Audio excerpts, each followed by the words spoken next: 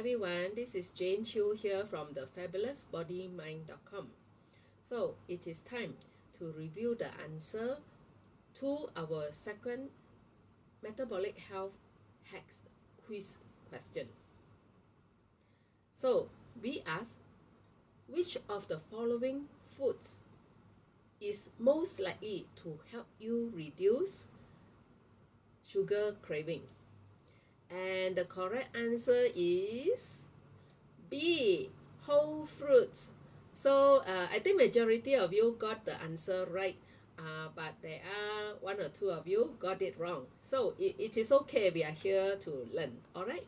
Why the answer is whole fruit? The reason is whole fruits are not only delicious, but they are also packed with fiber, vitamins, and minerals. The natural sugars in fruits are digested more slowly than added sugar, which helps to keep our blood sugar levels stable, and it will reduce our cravings for sugary snacks.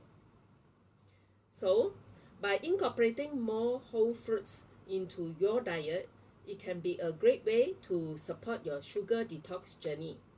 Keep an eye for more quizzes and tips on how to maintain a healthy lifestyle. See you next time. Bye.